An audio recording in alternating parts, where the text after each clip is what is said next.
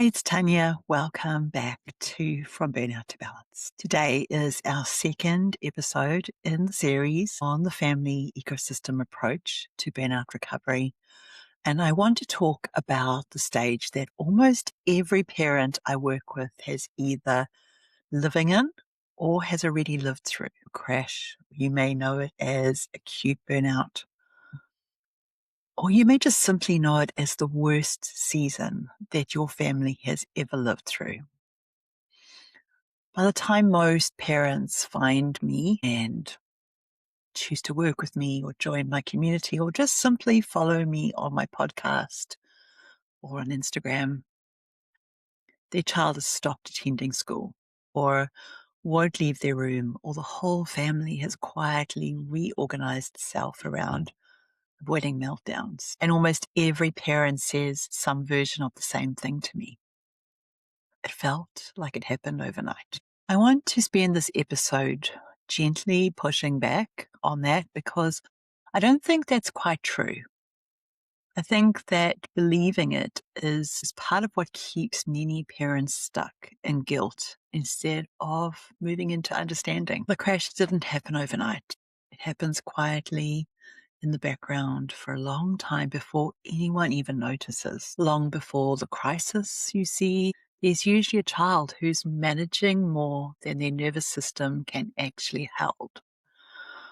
Masking at school, holding it together in front of teachers and peers, using every ounce of capacity just to appear fine. Many of these children are undiagnosed or newly diagnosed, still without the language of what they're experiencing. And this is new for their parents too. I think of a mother who spoke to me in season 4 of this podcast, whose son had met every milestone right up until his first weeks of school. Within days, a curriculum built around visible comparison, reading levels ticked off in front of the whole class. He had already begun to unravel. He wasn't behaving differently because something was suddenly wrong. He was behaving differently because an environment was built without his nervous system in mind, asking more of him than he had left to give. It's very rarely the transition that causes the crash. The transition is usually the moment the crash becomes visible. Now, I want to talk about the guilt that so many of you are carrying. The guilt of not seeing it coming. I've struggled with this too. I really believe it comes from old cultural parenting expectations that if you're suddenly blindsided by something that's happened to your child, you must not have been present enough or caring enough or paying enough attention. Being blindsided rarely means that the parent saw nothing. More often, it means what you did see got dismissed, or it didn't make sense. If your child was masking well, you weren't meant to see it coming because masking works hardest around teachers and peers. It's with you, the person they trust the most, that the mask finally comes down, often at the end of the day, once there's nothing left to hold it up. So the meltdowns at home, the exhaustion no one witnesses, the hard moments, that wasn't you missing something. That was you being trusted with what everyone else never saw. And I want to name something plainly because almost no one does. Parents are told directly or by implication that they are the problem, that firmer boundaries would fix this, that their child needs more discipline, more resilience. I've spoken with parents who've been told to send their child to school in pajamas because apparently the effort of getting dressed was the barrier, not the nervous system underneath it.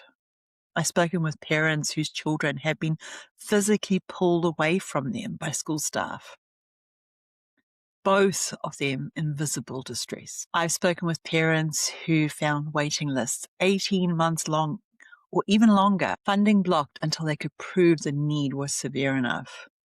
A system that asks a family already at breaking point to produce evidence before anyone will help. None of this is your failure. This is what happens when systems are built without neurodivergent children and their families in mind. These do not meet families who are already doing everything they know how to do. When the crash finally arrives, survival becomes the only priority, not because you've given up on everything else, but because there genuinely isn't capacity for anything else right now. For many families, their children need constant co-regulation, sometimes waking up every hour for it, and you can feel like your nervous system and theirs has collapsed into one. Autistic advocate Kieran Rose describes this as a form of burnout where you crash and you keep crashing. An extreme burnout that can stretch on for weeks or months rather than resolving in one episode. That's often what the stage feels like from the inside. Not one crash and recovery, but a crash that just keeps on happening. For some families, the crash arrives at a single, unmistakable moment. And I'm not going to describe these moments in detail here, but if you've lived through them, you will know what I mean by this. And I just want to reassure you that you're not the only parent who has stood frozen or sat with your child in a hospital room, unsure of what to say next or what the next right thing might be to do.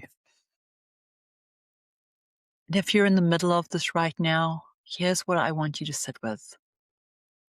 Your child's crash is not evidence that you did something wrong.